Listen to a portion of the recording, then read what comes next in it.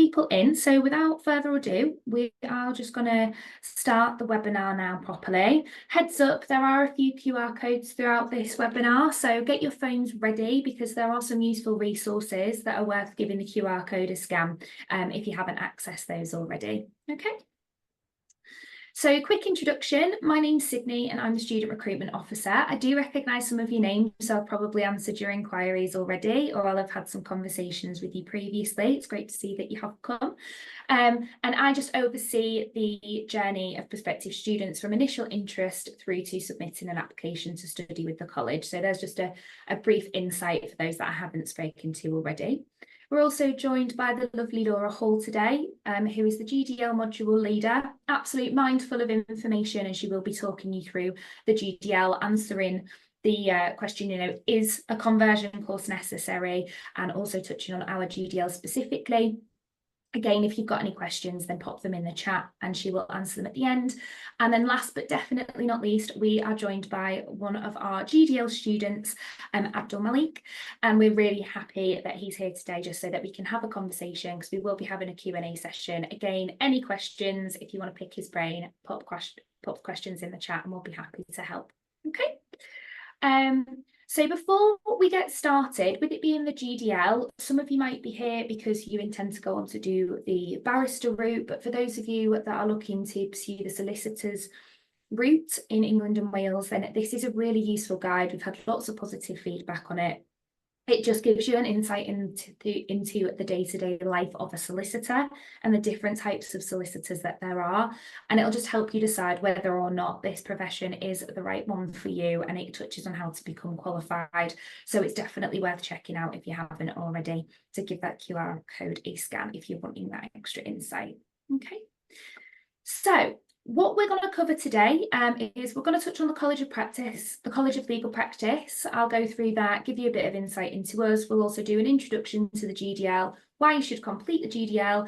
We're going to touch on part-time versus full-time. That's when it comes to our courses. We're going to have a Q&A session with Abdul, and we'll also touch on application deadlines for anyone that's interested. And again, there'll be the opportunity for you to ask any questions at the end.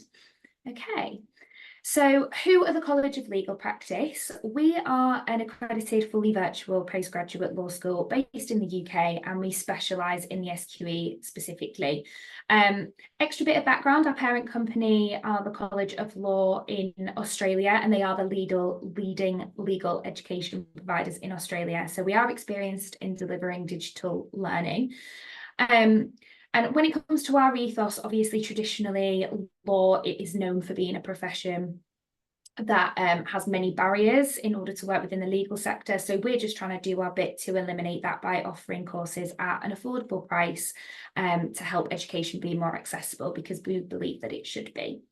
We like to facilitate access through our personal and targeted individual support. We get lots of positive feedback from our students regarding that, because they get high levels of one-to-one tutor supervision, and we ensure that we facilitate this support in an inclusive learning environment, and we just do that by making reasonable adjustments for those that need it, just to make sure that they have the opportunities like everyone else does as well. Extra bit of insight.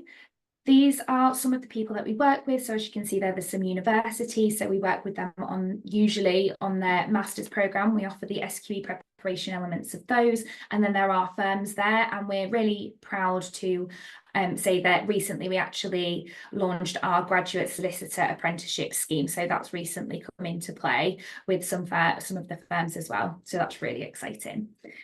So at this point, what I'm going to do is hand over to Laura, and she's just going to touch on what is the GDL. So Laura, over to you. Thanks very much, Sydney. Hi, everyone. So in terms of the GDL, this might be an acronym that you've come across previously, or it might be sort of completely new, depending on how much research you've been able to do so far. The GDL is a graduate diploma in law.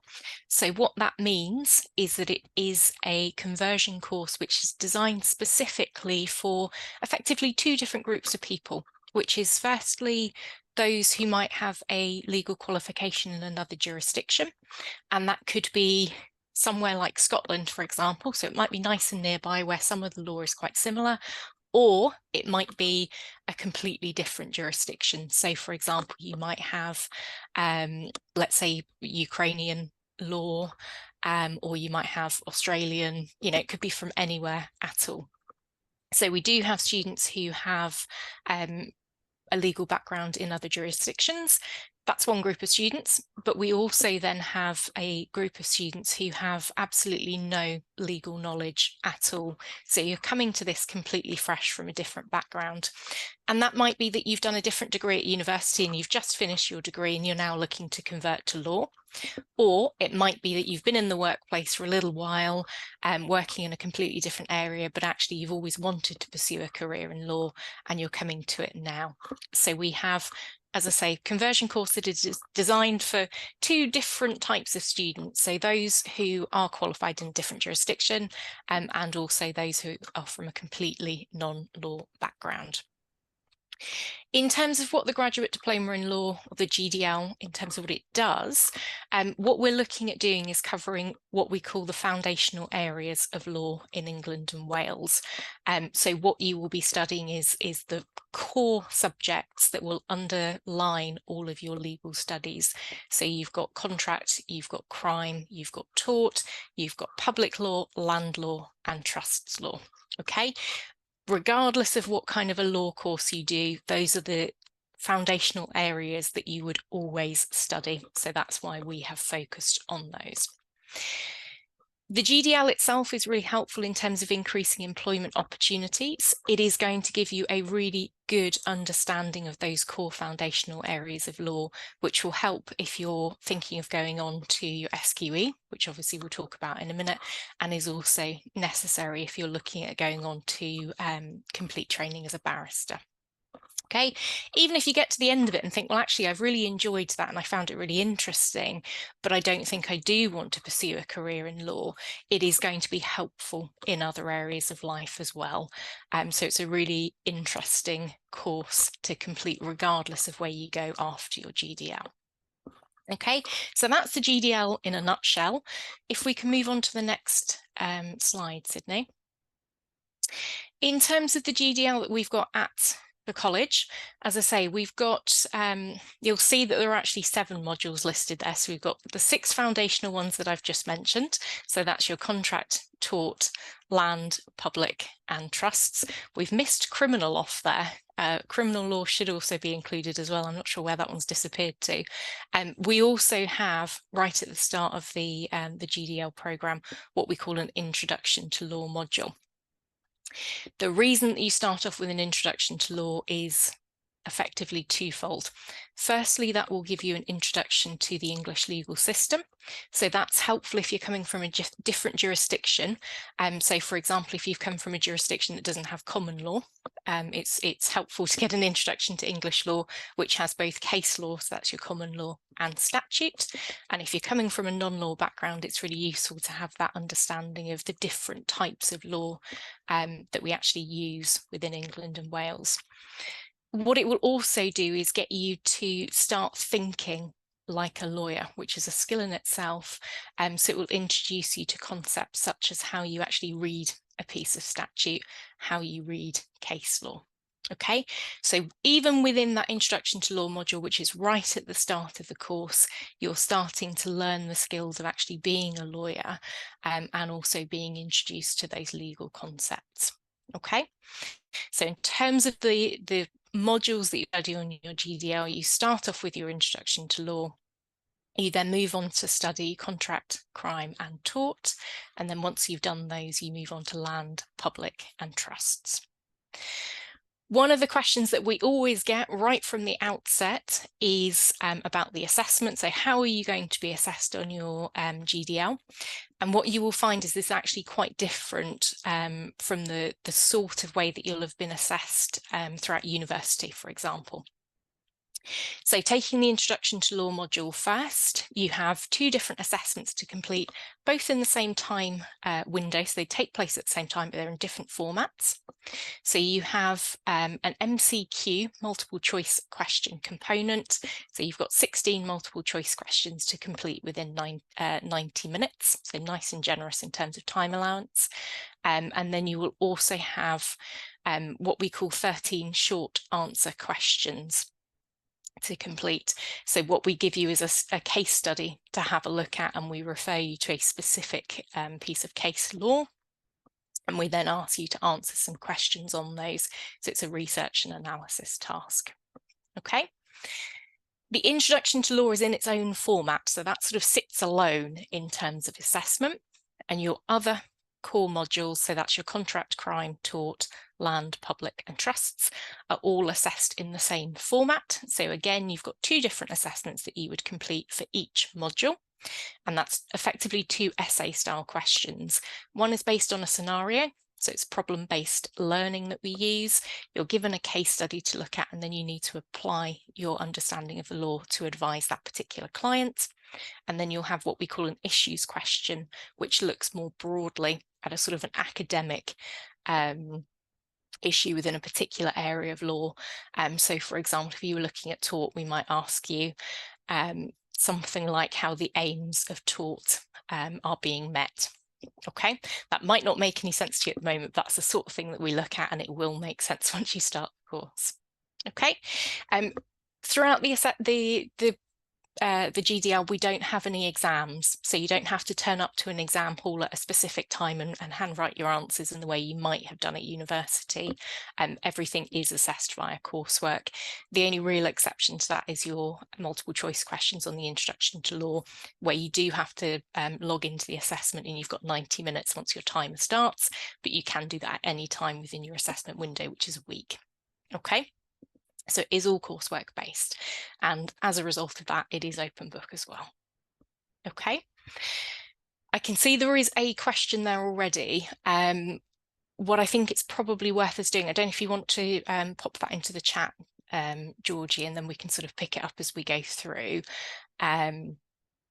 if that's okay. And then Sydney, if you can move us on to the next slide.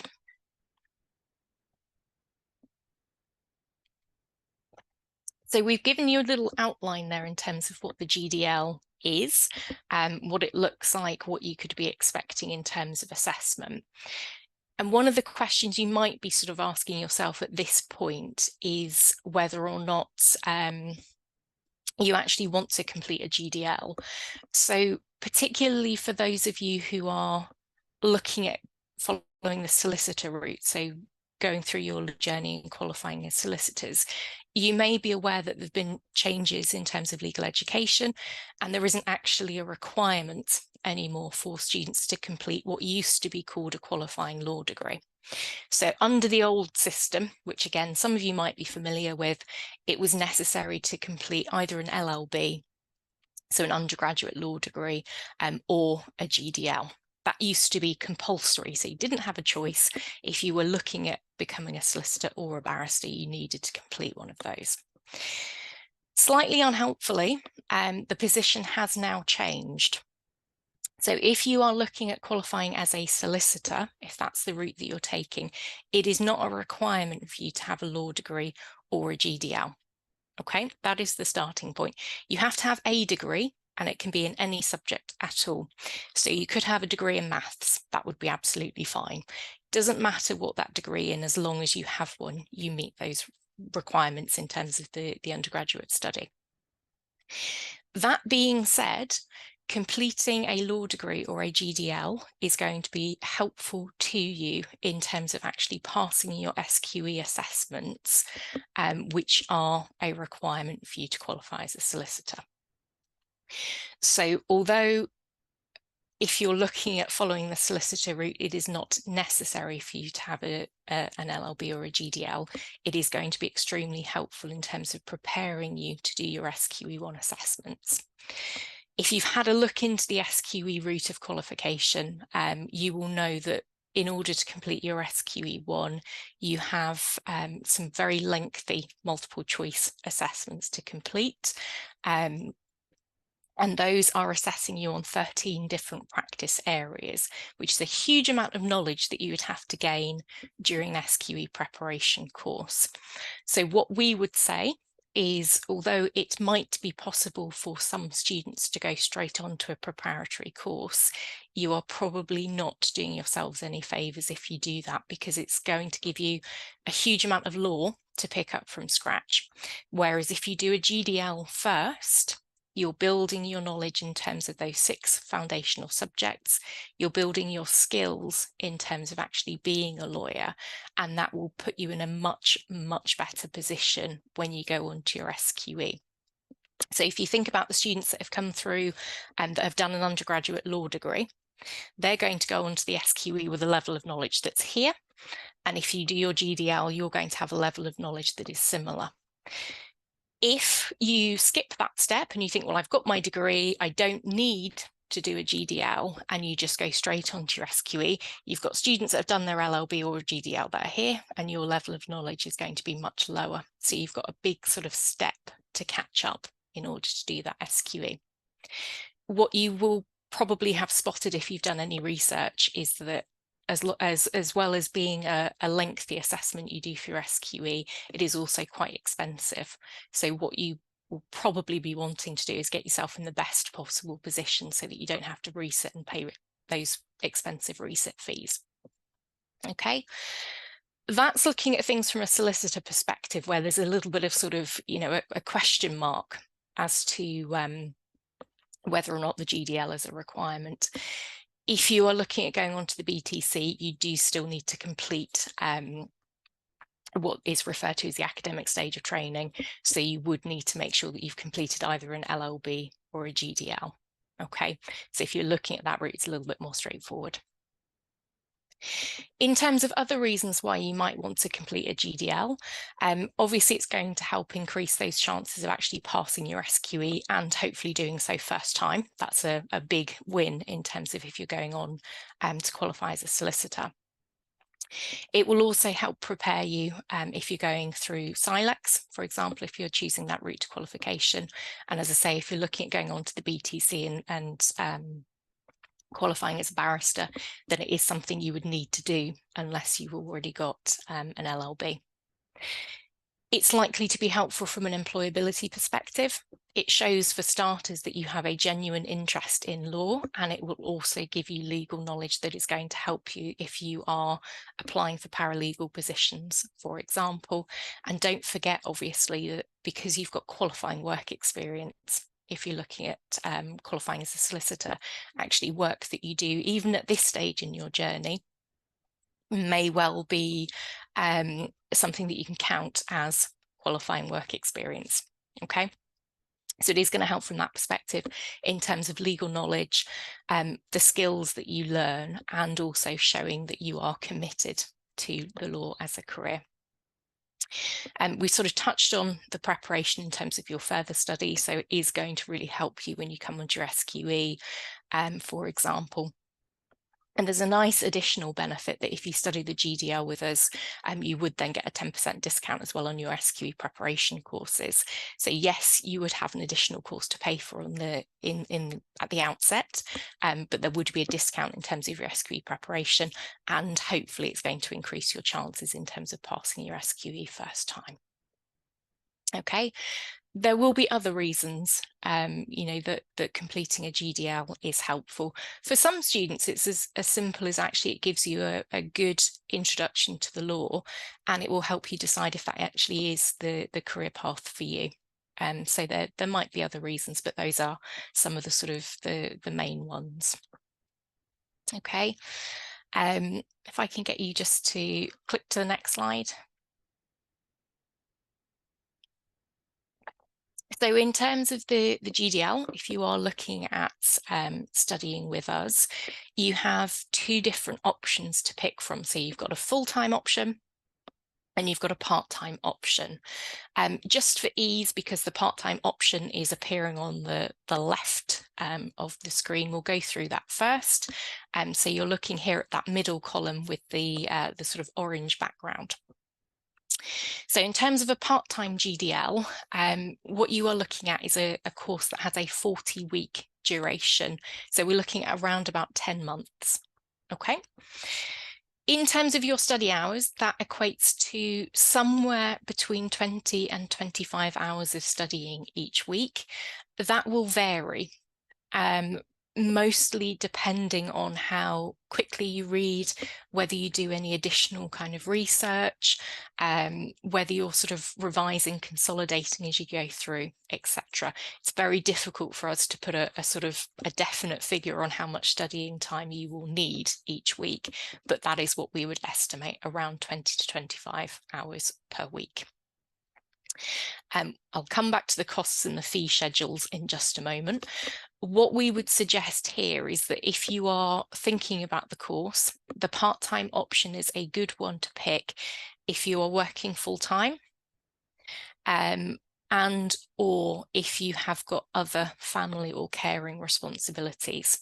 So 20 to 25 hours a week might not sound like a big commitment, but you are probably looking at a good sort of 2-3 days a week where you would need to be studying. So if you're working full-time or almost full-time, that should hopefully be sort of manageable.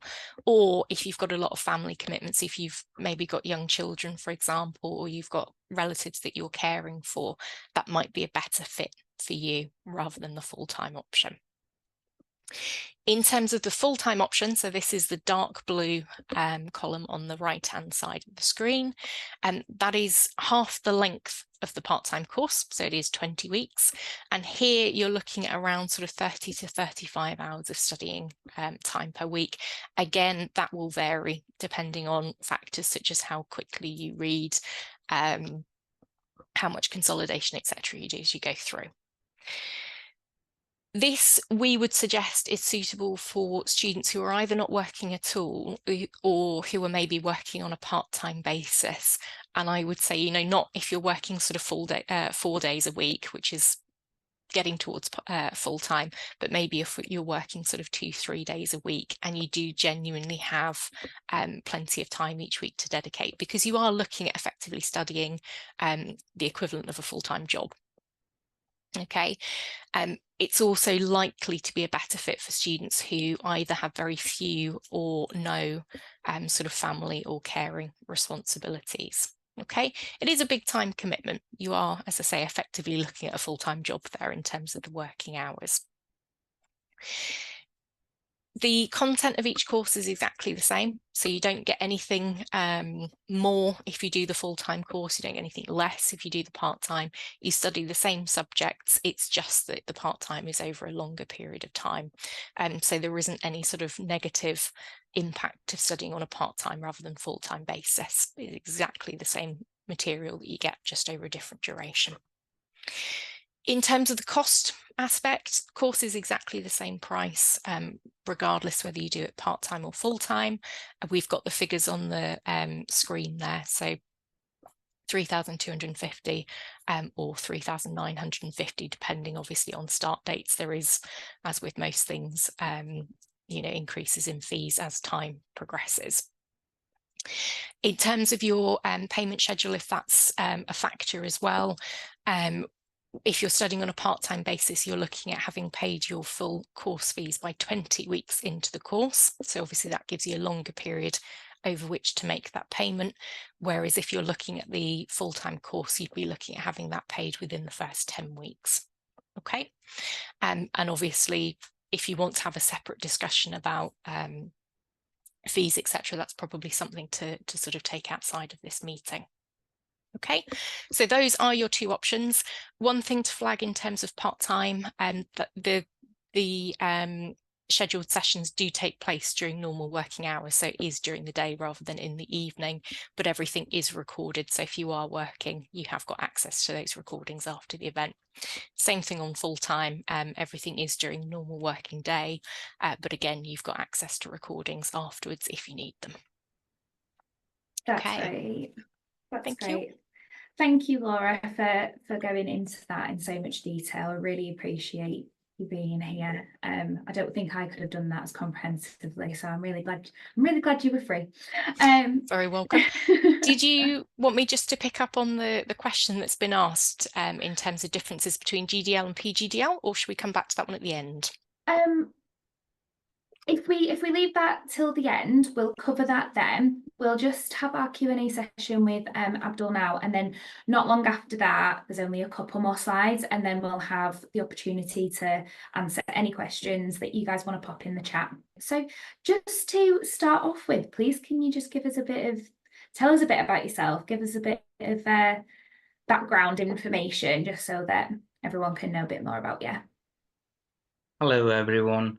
Thank you so much, Sydney, giving me opportunity to talk about myself and my experience about graduate diploma in law. As all of you know, my name is Abdul. I am a disabled politician and community activist. I am disability officer for my constituency. So I am graduated in business administrative management, and I'm specialized in human resources management.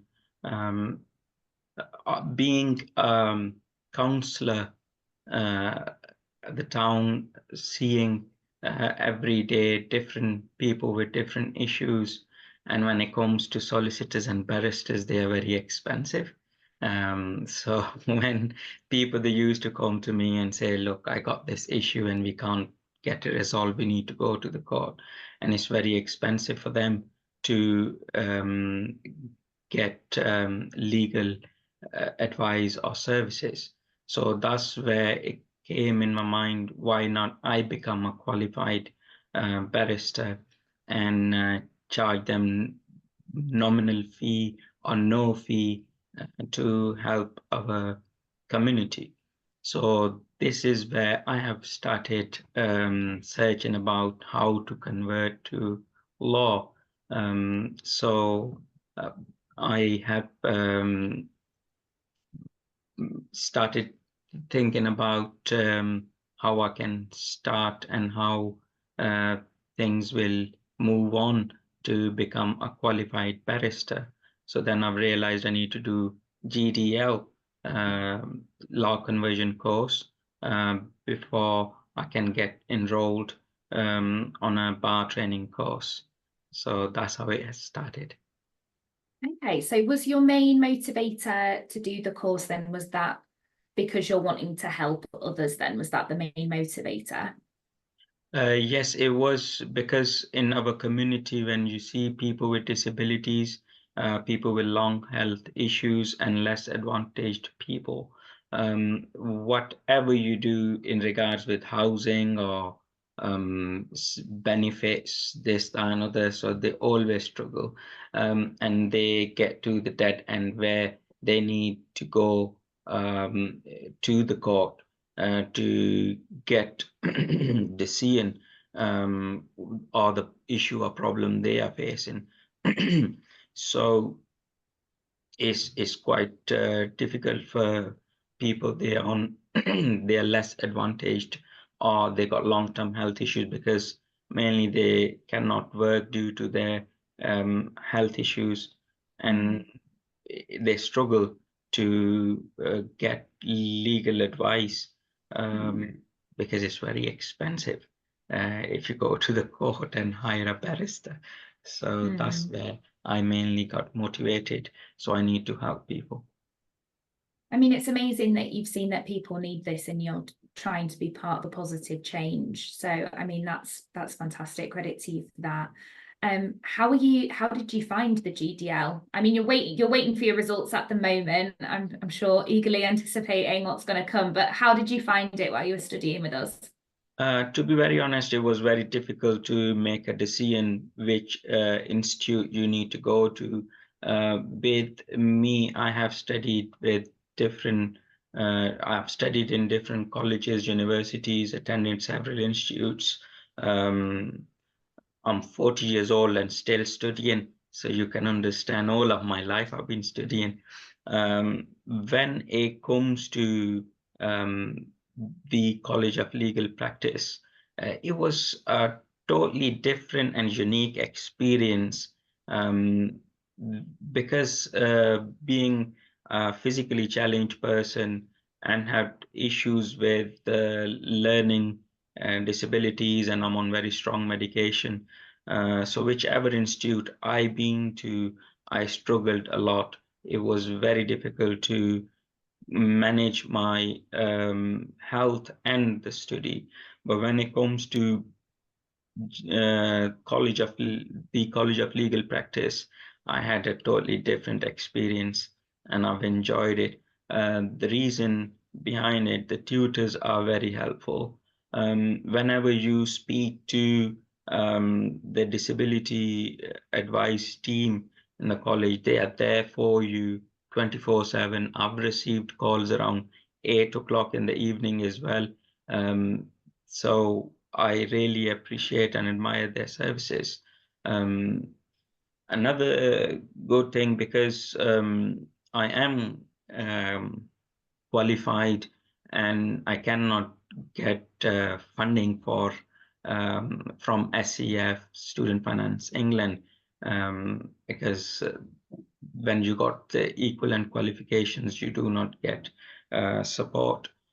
Then any other university, college you search for GDL or PGDL, they are costing over £10,000. When you look at the fee the College of Legal Practice is charging, it's very cost effective. It's nearly 70% less than what other institutes are charging. And don't get me wrong, when people think, oh, the fee is lower than what others are charging, so might be they're going to, you are going to see the service isn't good, or tutors isn't nice, or you don't get the materials and all that. So you will not get any issue. Before you will start your course, you'll get your manuals, hard copies, soft copies, recorded sessions. So you get all the support you need. You do not need to worry about anything. It's amazing experience. Wow, that's really positive. I just feel the need to say we're not paying Abdul to be here, because that was like a glowing review of the course. He is here voluntarily, but that's so great to hear that you've had such a positive experience, especially when, if you've needed any reasonable adjustments, and, our disability support team have been on hand to fit around your schedule. So that's great news. That's fantastic. And it's brilliant to hear, because especially in my role, I'm removed from that. I have the initial conversations and I provide information, but I rarely get to speak to students after the fact and hear that. So it's brilliant from my side personally to see that you've had such a positive experience. So you touched on it briefly, but was it mainly the flexibility aspect of the college with us being online that drew you to the college initially? Well, as I mentioned in my past studies, I struggled a lot. When you go to the college or university, and if you are physically challenged person, it's really hectic for you. You need to find car parking, building needs to be accessible, the classroom needs to be accessible. Then you need personal assistants who can carry your books and bags and computers, whatever, and note taking and this, I know that is very, very difficult. When it comes to online studies, it's kind of like all of the effort. I was scared of how I will do this. Being online, it has actually waved up all the burden from my shoulders, and I just focused on my studies. And it makes my life so easier as a student. As you said, I'm not getting paid for this. What it is, I never had a similar experience with any other institute, because they blame each other, or this team isn't, that's their responsibility. They keep, throwing things on one department to another. So when it comes to College of Legal Practice, it's coming out from my heart, and I want to share this so people can understand better, and they join the college and study. It's really amazing experience. That's why I'm here today.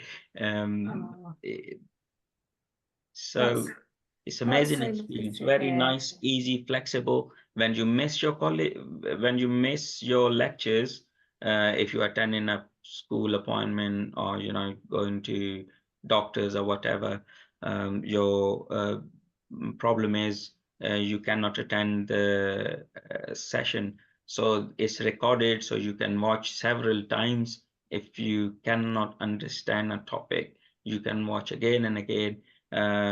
So it's very easy if you miss any lecture. That's lovely, and thank you for sort of saying that. And you made a really good point, and this isn't something that I've ever really considered. There's Laura and I call it life admin, and it's all the jobs that you have to do just in order to do your checklist, if you like. It's all the other elements that go towards getting to like the key achievement. So for example, if you were studying, there was so many other steps that you needed to do first, like finding parking, you needed to do X, Y, and Z to actually go into study and then to gain the qualification. And I'd never sort of thought from studying online, it does remove a lot of those other factors and considerations, because when you study with us, you have your schedule, we provide all of the materials, you have your activities that you work through. So that's a really good point, actually. So thank you for highlighting that. The last sort of question that I've got for you is, what advice do you have for those looking to start their study journey? So for everyone that's signed up to this webinar, what advice would you give them?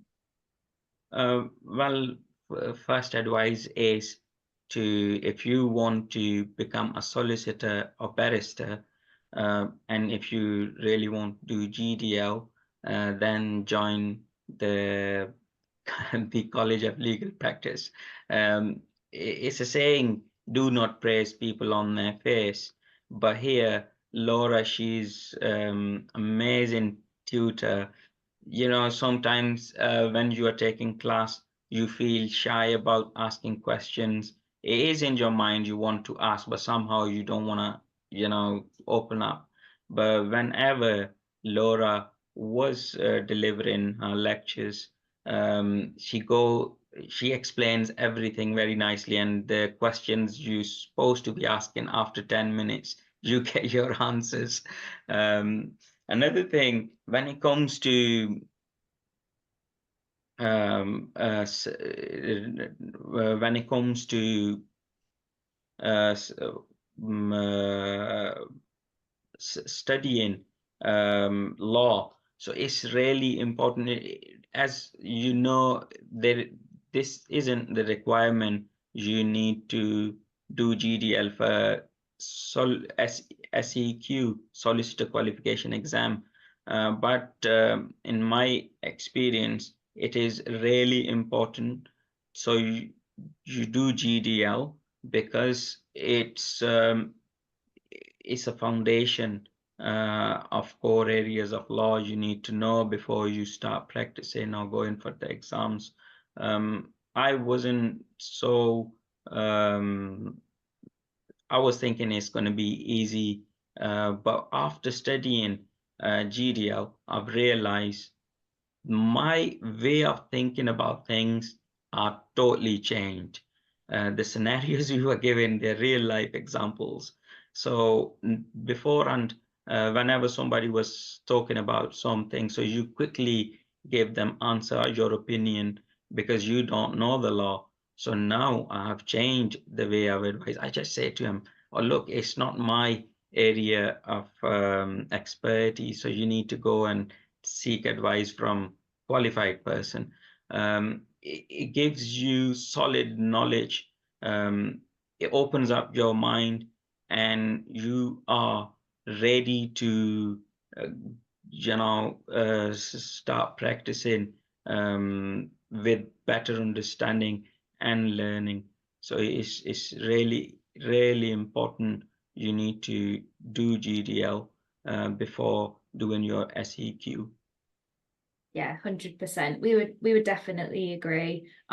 Whenever I speak to inquirers initially, and some of you that have attended the webinar you'll already know because we've had the conversation, but I always say, you know, we would definitely recommend, even if you're moving from another jurisdiction, or you definitely, if you don't have a background in law, to do the GDL. So it's sound advice. And just going back to that, and I know Laura mentioned that if you do the GDL, because it does increase statistically, we've got the stats to show that it does increase your chances of passing the SQE1 first time around if you do have that background knowledge.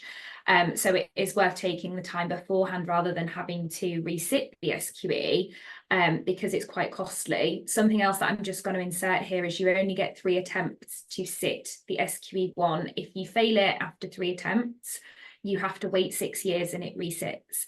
Similarly, if you pass SQE1 and then you go on to SQE2 and you fail that, you have to redo it all. You have 3 attempts to get into SQE2, but then if you fail that, you have to redo it all after 6 years. So it's definitely worth investing that time and money and helping yourself out now at the beginning stages of your study and career journey and doing the GDL. That's always what we'd recommend.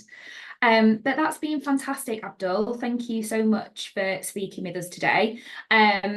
We are going to move on, but please don't go anywhere just in case anyone has any questions for you at the end. Just to reiterate again, if you do have any questions for Abdul, if you would like him to elaborate on anything, again, just pop it in the chat, or just questions generally, pop them in the chat and we will get round to them. But thank you, Abdul, for the time being. I'm now going to share my screen again. Can everyone see that? Yeah. Yeah. Okay. Brilliant. So we've spoken about it today, but if you haven't already checked out the GDL course demo, this is a really good resource for you to take a look at. So this will give you an insight into the online learning portal that you study with, that you use to study with us.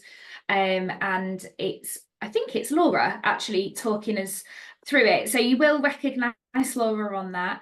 And it's just a really great insight to give you a taste of what to expect if you were to study with us. As you can see there, we have got 100% satisfaction levels with group support. You might have picked up that it says the stats for the GFL programme. So before this course became the graduate diploma in law, it was a graduate foundation in law, and then it has changed. So it's the same course essentially, but I just wanted to highlight that it isn't a typo, it's just that the name of the course has changed. But we have got 100% satisfaction levels when it comes to group support for teaching and learning. As Abdul touched on, he was really comfortable whenever he needed to ask a question, and I will double down on that. We get really positive feedback about Laura. She is fantastic at what she does. Hence the satisfaction levels, along with the rest of our really top-notch supervisors. Okay, so if you haven't scanned that QR code yet, you can access the GDL course demo on our website by heading over to the GDL webpage. But moving on, if any of you are considering submitting an application, if after this webinar you're absolutely convinced, then you can scan that QR code there and it will take you to our course calendar. Alternatively, you can just find it on our website, and on the course calendar you have the application deadlines along with the start dates. So at the moment, the course will run twice a year. The next course starts in September. So for part-time, you've got the 16th of September and you need to get your applications in by the 2nd of September. And if you're wanting to do full-time this year, then it will be the 23rd of September start date, but we need to get your applications by the 9th of September.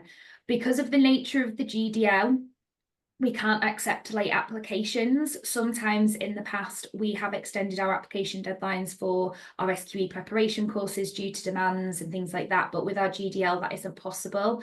So if you are wanting to start, we will need to start for those dates. Then we will need to accept receive your application by those deadlines.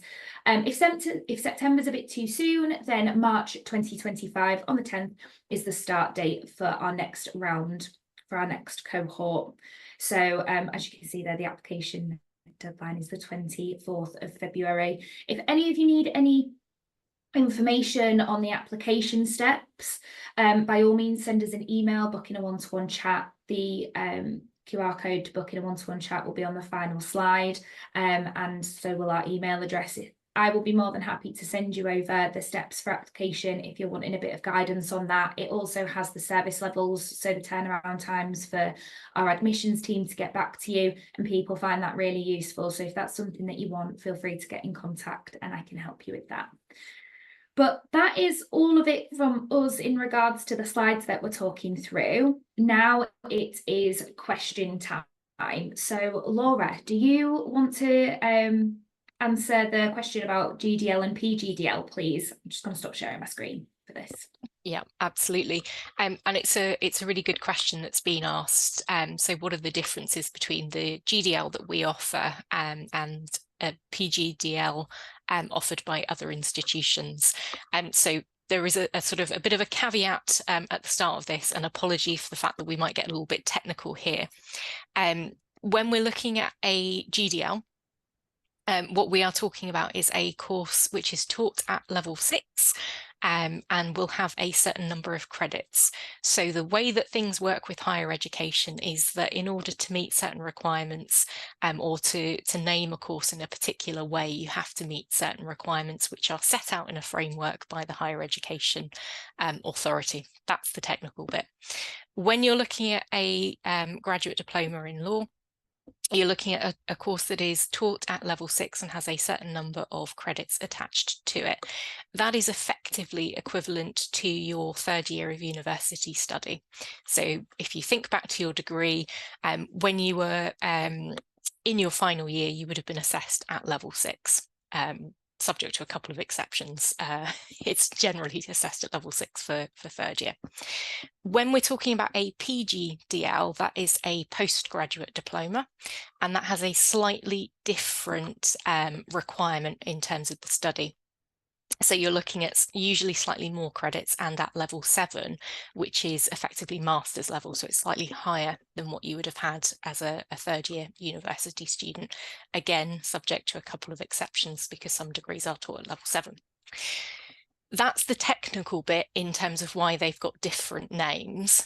In terms of the content, which is actually probably of far more interest and far more concern to all of you who are here, there are some slight differences in terms of content across the different GDLs or PGDLs that you will look at. So a good example is if you were looking at the PGDL at BPP, one of the modules that you would study there is company law, which we don't include in our GDL. Okay, so there will be some differences in terms of content, and what I would say is have a look at your different options that are available. So have a look at what we've included on our GDL, and have a look at the options from, you will all be aware of other institutions. I've mentioned BPP there, I'm sure you will have heard of. There are obviously lots of other providers available. Have a look in terms of content. The other key differences that you will spot will be in terms of the duration of the course. So we have a 20-week course and a 40-week course. If you are studying at other institutions, they may take place over pretty much an academic year. So you're looking at 9 months of study for a full-time course, 2 years of study if you're doing a part-time course. So there are differences in terms of duration. The other key difference that you will spot is in terms of the cost. So something that Abdul alluded to earlier. You've seen the cost obviously for the GDL that we offer. There are different costs associated with different providers. Obviously that information is available on other provider websites. So those are some of the key differences. You're effectively looking at the level that the course is taught, the duration, the price point, and in some instances the actual modules. So you might have company, you might not. In terms of the course content, what you will tend to find is that actually within each subject area, the content is very similar. And the reason for that is that all providers have effectively the same sheet that we are working from when we're putting these courses together. So all of us are working towards the same syllabus, and that is set by the SRA, by the BSB, so by the 2 regulators. And we're all preparing you for the same endpoint, which is either your SQE assessment, if you're looking to qualify as a solicitor, or your BTC, if you're looking at qualifying as a barrister. So for those reasons, the actual content within each module, so if you were looking at trusts, for example, the actual content, what you study in that trusts module, will be pretty much exactly the same regardless of your provider, because it is set out by the regulator. Okay, there might be differences in terms of how you approach that content. So we assess via problem-based learning. It might be that if you go to a different institute, that you've got a different format of assessment or a different style of learning as you go through. So there may be differences there. Content is the same, but it will be assessed and taught in a slightly different way. The other key difference, which I haven't sort of mentioned as we go through, Sydney's laughing at me because I thought of another one as we've gone through. We are obviously an online provider. You will have other institutions that have got the option of being face-to-face or online. So do think about that in terms of your preference for learning. Online learning is fantastic in the sense it's very flexible. If you're overseas in a different time zone, etc., all of those things are really helpful, but it isn't for everyone. So do have a think about what sort of works best. In terms of the follow-up question, are you at a disadvantage for doing a GDL rather than a PGDL? I wouldn't say so personally. Lots of people will do a GDL, that is obviously a perfectly acceptable qualification to do. I personally have a GDL, if that makes any difference to anybody. It's never put me at a disadvantage. It is going to be a personal preference whether you want to do a level 7 qualification or a level 6. If you're looking at going on to do a master's, whether with us or any other institution, you've got your level 7 qualification there with your SQE, for example, wrapped up into a master's. So you can sort of get your master's that way if that's what you're interested in. But overall, no, it shouldn't put you at a disadvantage if you do a level 6 rather than a level 7 course of study. Okay, but completely personal preference. It is up to you, taking all of those different factors into account. That's actually a really good segue, because when a few people were registering for this webinar, there were a few questions regarding the LLM and whether or not kind of non-law graduate do the LLM without completing the GDL first. So obviously you've touched on, if I've understood correctly, almost like a combined LLM there. Did you, Laura? Sorry, say that again. Sorry, so a few people asked about whether or not a GDL is necessary to go on to do the LLM, but what you mentioned, if I've understood correctly, is that you touched on a combined LLM where you kind of do both.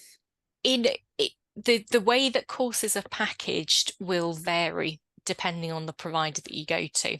So for example, some institutions will have effectively an LLM for the what we have as a GDL. So you can effectively study that bit as an LLM qualification, not with us, but with other institutes. So it really depends on what you're looking for. You can obviously, with us, you could complete a GDL and then move on to doing your LLM, which would be your SQE1 and SQE2 prep and some other modules as well. But it does really just depend on what you're looking for. So there are sort of options there. And I can see we've opened up lots of other sort of follow-up questions here.